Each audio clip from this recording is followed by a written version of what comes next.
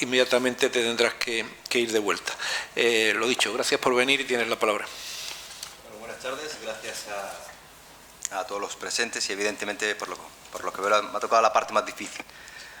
Por las mesas y los ponentes anteriores que lo han dicho todo y también por la hora, porque un viernes a las 2 de la tarde es bastante complicado. Yo también fui estudiante y sé lo difícil que es tener un poco de estar un poco centrado. En relación al tema de imponer la agenda saharaui, la lucha del pueblo saharaui dentro de los medios de comunicación, yo tenía una exposición bastante larga, pero bueno, por una cuestión de tiempo me voy a dedicar un poco más a lo que hemos hecho nosotros como saharauis, como decía el profesor Sierra, que nosotros teníamos que crear nuestras propias herramientas para un poco romper la narrativa enemiga. Y eso nosotros fuimos muy conscientes y empezamos bastante temprano, a pesar de las dificultades y a pesar que las prioridades eran muchas, y la comunicación se convirtió en una de ellas. A tal punto que en 1973 ya el Frente Polisario empezó a emitir programas en radio desde Libia, y esa misma radio empezó a ser como una brújula en el exilio en 1975, porque a través de ella la población saharaui que escapaba del bombardeo de Napal por parte del ejército de ocupación marroquí y la aviación mauritana, se iba guiando a través de las ondas de radio, de los programas de radio saharaui, que le iba indicando dónde estaban los puestos que tenían los combatientes del Frente Polisario y que iban a ser puntos seguros de evacuación. En 1975 también, ya con la población saharaui ubicada en los campamentos de refugiados, los primeros asentamientos, se creó la revista Sahara Libre, y esa misma revista en papel se imprimía en Argel y se distribuía a todas las capitales en las que el Frente Polisario tenía representaciones, y a través de ella se convertía como un boletín informativo mensual que se hacía llegar a las cancillerías para contrarrestar la propaganda marroquí que tenía en Rabat las más importantes agencias de información del mundo. A tal punto que el régimen marroquí lo primero que hizo en su batalla contra el Frente Polisario, que tergiversó la propia sentencia del Tribunal de Justicia de La Haya, en el que se decía que el pueblo saharaui no tenía ningún vínculo de dependencia o de soberanía con Marruecos, y Marruecos dijo que sí que había una relación histórica con el sultanato de Marruecos. A partir de ahí nosotros nos dimos cuenta que nosotros estábamos obligados a crear nuestras propias herramientas. En 1996 empezamos a experimentar y empezamos a trabajar con lo que sería la agencia de prensa saharaui, Sahara Press Service, que ya después se convertiría como el portavoz oficial del gobierno saharaui del Frente Polisario, y con el Internet ya se amplía su alcance y el número de seguidores. En 2005 nos dimos cuenta que teníamos que avanzar un poco más y asumir el reto de trabajar en una televisión pública nacional. Y se empezó el proyecto de RAS TV, que empezó a emitir de forma gradual en 2005, coincidiendo con la intifada de la independencia en las zonas ocupadas, porque sabíamos que si nosotros, que estábamos en los campamentos de refugiados, no teníamos capacidad de sacar lo que estaba ocurriendo en las zonas ocupadas, era imposible que se escuchase la voz del pueblo saharaui, porque Marruecos había blindado la zona y no podía dejar entrar a nadie.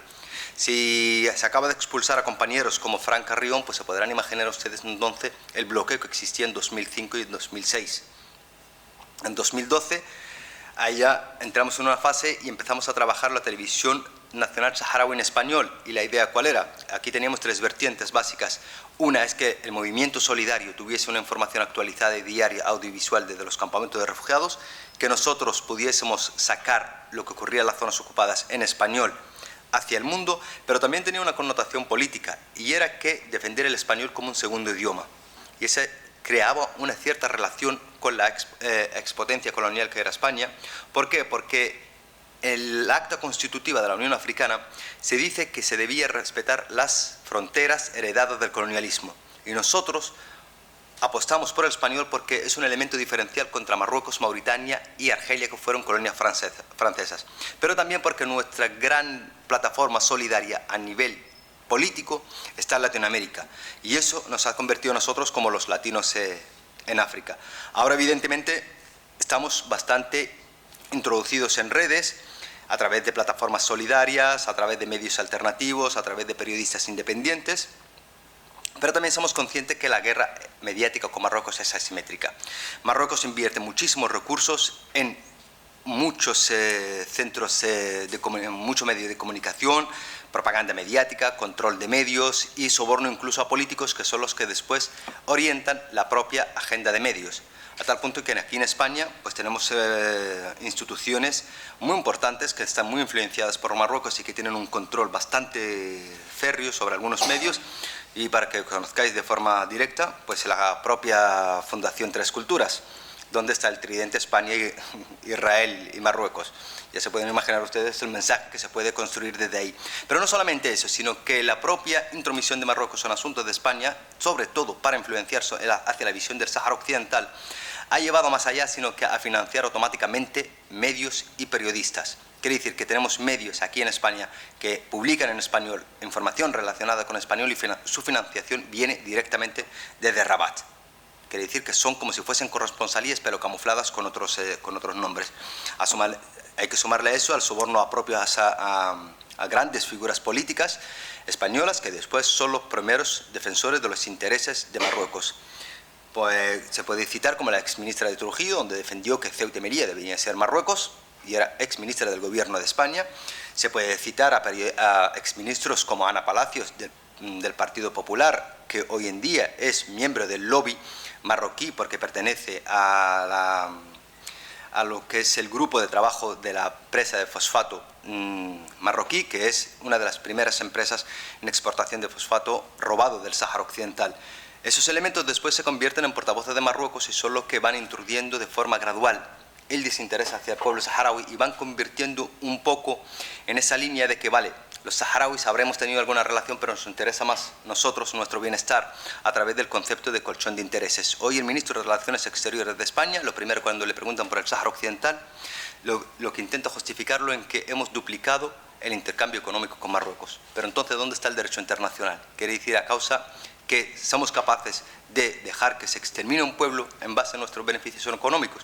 Pues evidentemente para el propio ministro de Exteriores español es justificable y se justifica esas acciones. Nosotros somos conscientes también que nuestros recursos son pocos, pero también somos conscientes que no nos podemos rendir y que nuestra batalla la vamos a tener que dar en cualquier sitio, ya sea en redes sociales, ya sea en medios de comunicación tradicionales, pero también estando presente para los medios de comunicación convencionales, el que en algún momento se puedan interesar por nuestro relato, por nuestro punto de vista. Y por último, ya dirigiéndome a ustedes como periodistas, ustedes serán periodistas dentro de poco y por su zona, por su región, la que están estudiando, al final van a tener que conocer el conflicto del Sáhara Occidental en profundidad, porque ustedes sois la frontera sur del Estado español y por lo tanto vais a tener una relación directa con los países vecinos inmediatos, ya sea Argelia o ya sea Marruecos. Cualquier información relacionada con el Magreb va a estar de trasfondo algún tipo de influencia del Sáhara Occidental, ya sea inmigración, ya sea colaboración militar, ya sea colaboración económica. Por lo tanto, a ustedes les corresponde seguir informándose. Yo les recomiendo, como los otros compañeros habían recomendado algunos trabajos, yo les recomiendo en internet, hay un documental transmedia que se llama Provincia 53, que es bastante ilustrativo, en el que pues, se trabaja la cuestión saharaui partiendo de la pregunta ¿qué sabes tú del Sáhara Occidental? Y nos dimos cuenta que probablemente toda la generación actual de entre 20 y 40 años, el 90% de los españoles no sabe ubicar realmente el conflicto del Sáhara Occidental. Y es preocupante porque esa misma generación son las que van a defender el rumbo de este país y por consiguiente también el futuro del pueblo saharaui. Muchas gracias y lo siento si me he extendido.